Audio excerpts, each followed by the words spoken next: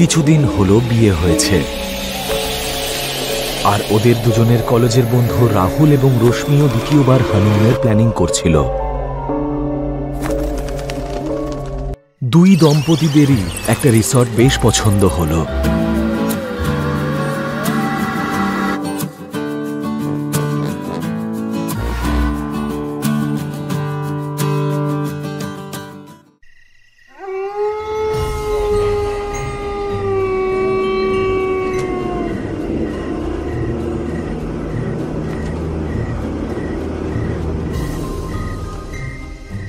আর সিদ্ধান্ত মতন তারা কিছুদিনের মধ্যেই রিসর্টের সামনে পৌঁছে গেল, আর সেটা দেখে তারা পুরো চমকে গেল।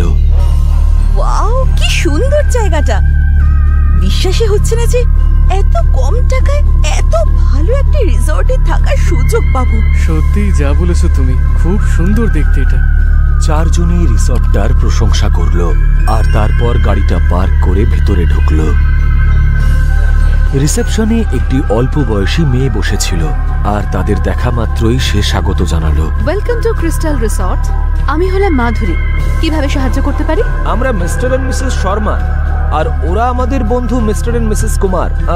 আমরা এখানে দুটো রুম বুক করেছিলাম। হ্যাঁ স্যার, এক মিনিট।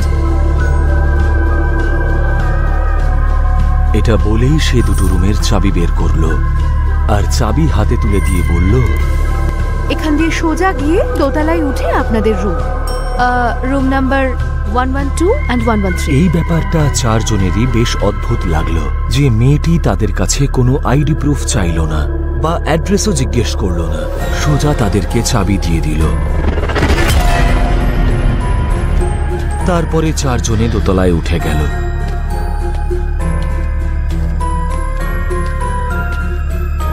আর তারপর নিজেদের রুমের দিকে চলে গেল। তাদের রুমগুলো বেশ পছন্দ হয়।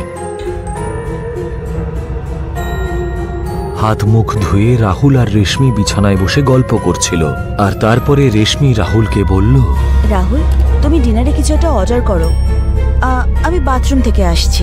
এই বলেই রেশমি বাথরুমে চলে গেল। আর সার্ভিস ফোন থেকে রাহুল ডিনার অর্ডার করলো। রেশমি বাথরুমে ঢুকে দেখল যে বাথরুমটা বেশ বড় ছিল।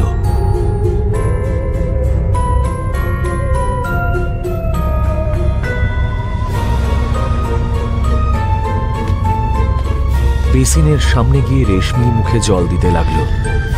2 থেকে 3 বার জলের ঝাপটা দেওয়া মাত্রই রেশমি বুঝতে পারল যে ওর পেছনে কেউ একজন দাঁড়িয়ে আছে।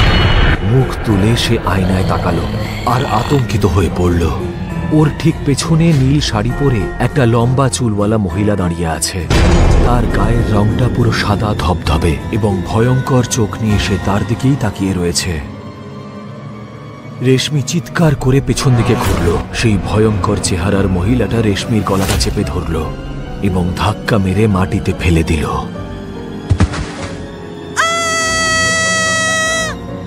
রেশমি চিৎকার করে উঠল, তারপর মাথায় হাতটা চেপে ধরে উঠে দাঁড়ালো। আর তখনই হঠাৎ মেয়েটা উধাও হয়ে গেল। রেশমি আরো ভয় পেয়ে গেল আর তাড়াহুড়ো করে বাথরুমের দরজার দিকে এগোলো। কিন্তু দরজার কাছে পৌঁছানোর আগেই হঠাৎ করে লাইটটা বন্ধ হয়ে গেল আর রেশমির চিৎকার বাথরুমেই চাপা পড়ে গেল। ঘরে বসে থাকা রাহুল ভাবছিল যে অনেকক্ষণ হয়ে গেল রেশমি আসছে না, আর অর্ডারটাও আসছিল না। রেশমি, কি হলো ডার্লিং? আর কতক্ষণ লাগবে? এটা বলা মাত্রই বাথরুমের দরজাটা খুলে গেল। রেশমি মাথাটা নিচু করে ঘরের ভেতরে ঢুকলো আর রাহুলের পাশে গিয়ে বিছানার ওপরে বসল। রাহুল নোটিস করলো যে রেশমি মাথাটা নিচের দিকে ঝুঁকিয়ে বসে আছে, কিন্তু কোনো কথা বলছে না। রেশমি, আর ইউ ওকে? এই বলে রাহুল যখন রেশমির কাঁধে হাত রাখলো, ঘরের লাইটটা আপনা আপনি বন্ধ হয়ে গেল। এটা কি হলো? আরে কেউ আছে? বলতে বলতে রাহুল যেই উঠে দাঁড়ালো, লাইটটা আবার জ্বলে উঠল।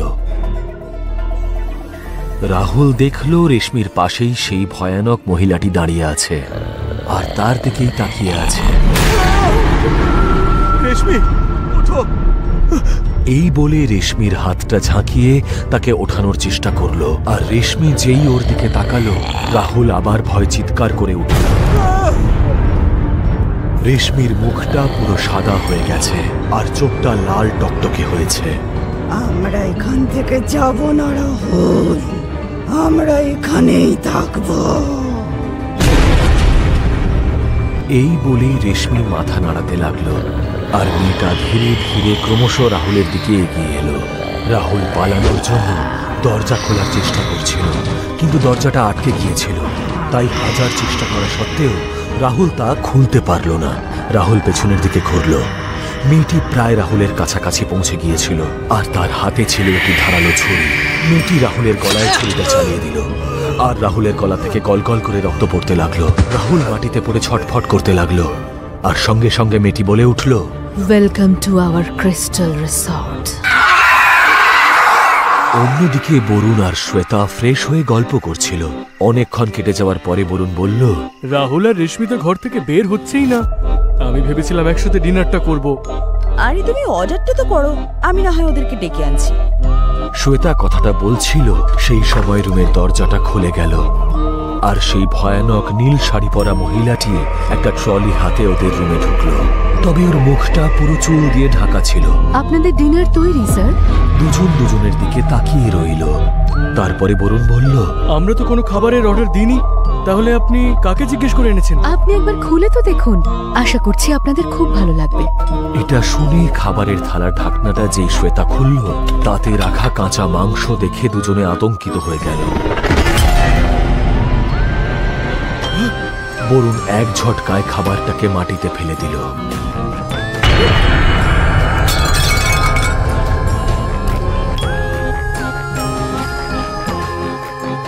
এসব কি করেছেন আপনি? আমাদেরকে কাঁচা মাংস খাওয়াতে এসেছেন?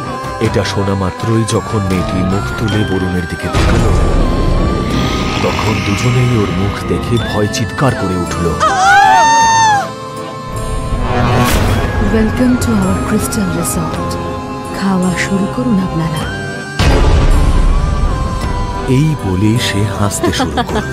তারা দুজনে ভয় থরথরিয়ে কেঁপে উঠল, আর চিৎকার করতে করতে সেই ঘর থেকে পালিয়ে গেল। আর তারপর রাহুল এবং রেশমির ঘরের দিকে গেল, কিন্তু তাদের দুজনকে সেখানে দেখতে না পেয়ে তারা আরো ভয় পেয়ে গেল। তখনই বরুণ সেই রক্তের দাগটা দেখতে পেল, যেটা ঘর থেকে বাথরুমের দিকে গেছে।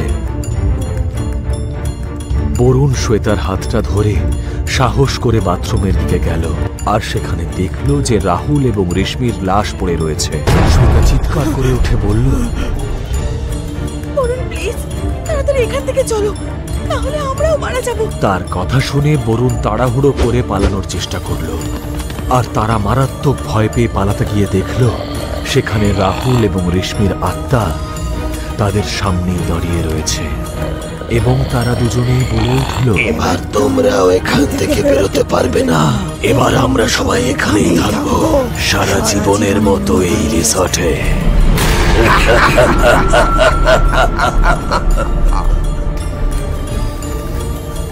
এই বলেই দুজনে ভয়ানকভাবে হাসতে শুরু করলো, আর শ্বেতা এবং বরুণ সেখান থেকে পালানোর চেষ্টা করলো। আর বাইরে তারা মাধুরীকে দেখতে পেল। আরে কি হয়েছে স্যার? আপনারা এত ভয় পেয়ে গেছেন কেন? আপনাদের রিসর্টে কোনো অতৃপ্ত আত্মা আছে। আমাদের দুই বন্ধুকে ওরা মেরে ফেলেছে। ওই আত্মা আমাদেরকেও মারতে চায়। আর তখনই শ্বেতা বুঝতে পারল যে ওর হাতটা কেউ একজন ধরে রয়েছে। ঘুরতেই সেই ভয়ানক মহিলাটিকে দেখল।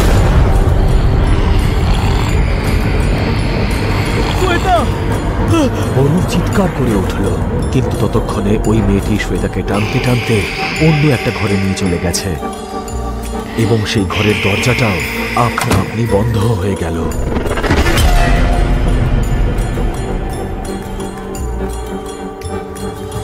বরুণ বাইরের দিক থেকে দরজা খটখট করতে লাগলো, কিন্তু কেউ দরজা খুলল না। ভেতরে শ্বেতা বাঁচার জন্য কাকুতি মিনতি করছিল। প্লিজ প্লিজ আমাকে যেতে দাও। আরে তুমি কে? আর আমাকে মারতেই বা চাইছো কেন? প্লিজ আমাকে যেতে দাও, প্লিজ যেতে দাও। আমি প্রিয়াঙ্কা। চোখে বহু স্বপ্ন নিয়ে এই রিসর্টটা আমি খুলেছিলাম 2 বছর আগে। ভেবেছিলাম খুব ভালো চলবে, কিন্তু লক্ষ লক্ষ টাকা খরচ করার পরেও দিনের পর দিন এখানে কেউ আসতো না। এটা সব সময় খালি পড়ে থাকতো। তারপর আমি বিরক্ত হয়ে প্রতিজ্ঞা করি যে এই রিসর্টে এবার থেকে যে আসবে আমার আত্মা তাকে আর কোনোদিনও ফিরে যেতে দেবে না। সবার আত্মাকে আমি এই রিসর্টে আটকে রাখবো সারা জীবনের মতো। আর তারপর আমি এই ছুরি দিয়েই আত্মহত্যা করি। এই বলেই সে চুপ করে গেল। আর তার পিছনে দাঁড়িয়েছিল সেই সমস্ত আত্মারা যারা এখানে থাকার জন্য এসেছে। তাদের মধ্যে রাহুল এবং রেশমিও ছিল। তারা সবাই শ্বেতার দিকে এগিয়ে আসছিল। শ্বেতা পালানোর জন্য দরজা খোলার চেষ্টা করলো আর বারবার তাদের দিকে ঘুরেও দেখছিল। এর মধ্যেই ওর হাতটা প্রিয়াঙ্কা চেপে ধরল আর চুলের মুঠি ধরে নিজের দিকে ঘুরিয়ে নিল আর সজোরে ছুরি চালিয়ে তাকে সেখানেই শেষ করে দিল। তারপরে হঠাৎই দরজাটা খুলে গেল আর মুন্ডহীন শ্বেতার লাশটা দরজা খুলতেই বরুণের সামনে মাটিতে পড়ল। প্রিয়াঙ্কা ওই লাশটার পাশে এসে দাঁড়ালো। বরুণ চিৎকার করে সেখান থেকে পালানোর চেষ্টা করল আর আবার সে মাধুরীর সঙ্গে ধাক্কা খেল এবং বরুণ বলল, মাধুরী, সবাই মারা গেছে। ও সবাইকে মেরে ফেলেছে। ও বলছে ও আমাদেরকে এখানেই আটকে রাখবে। বাঁচতে চাইলে আমার সাথে পালাও। এই শুনে মাধুরী হেসে উঠল। তারপর বরুণের হাত ধরে বলল, ঠিকই তো বলছেন উনি। আজ থেকে তোমরা সবাই এখানে থাকবে সারা জীবনের মতো। প্রিয়াঙ্কা ম্যাডামের এই রিসর্ট কখনো ভাঙা থাকবে না। এই বলে মাধুরী খুব বাজে ভাবে হেসে উঠল। বরুণ নিজেকে ছাড়ানোর আপ্রাণ চেষ্টা করল, কিন্তু মাধুরী তার হাত চেপে ধরেছিল। আর তখনই বরুণ দেখতে পেল যে সামনে থেকে প্রিয়াঙ্কা ধীরে ধীরে ওর দিকে এগিয়ে আসছে, সেই ছুরিটা হাতে নিয়ে। বরুণ গায়ের জোরে মাধুরীকে ধাক্কা মেরে ফেলে দিল এবং বাঁচার জন্য মেন গেটের দিকে দৌড়ল। প্রিয়াঙ্কা প্রচন্ড রেগে গিয়ে মাধুরীর কাছে এলো। আমাদের রিসর্টে আসা অতিথিদের তুমি এখানে আটকে রাখতে পারোনি। ও পালালো কিভাবে বলো? শুনে মাধুরী খুব ভয় পেয়ে গিয়ে বলল, প্রিয়াঙ্কা ম্যাম, আমি ওকে আটকানোর প্রচুর চেষ্টা করেছি, কিন্তু ও পালিয়ে গেল। শোনা মাত্রই প্রিয়াঙ্কা আর দেরি না করে মাধুরীর গলাতেও সেই ছুরি দিয়ে প্রহার করল।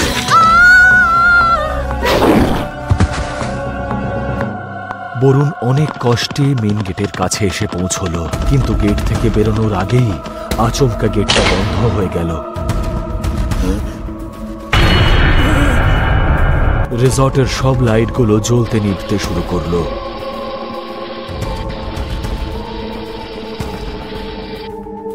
আর এরই মধ্যে প্রিয়াঙ্কা তার কাছে পৌঁছে গেল।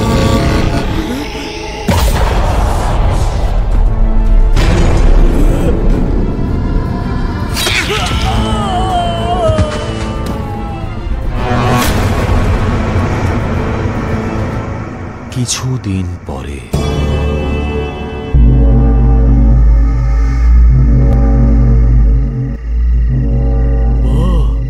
রিসর্টটা কি সুন্দর।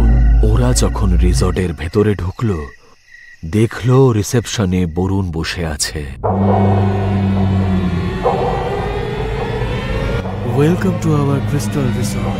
How may I assist you?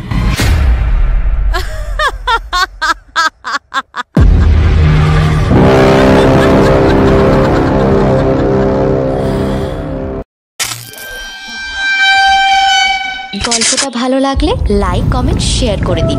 আর নতুন গল্পের নোটিফিকেশন পেতে সাবস্ক্রাইবের পাশে বেল আইকনটা প্রেস করে দিন।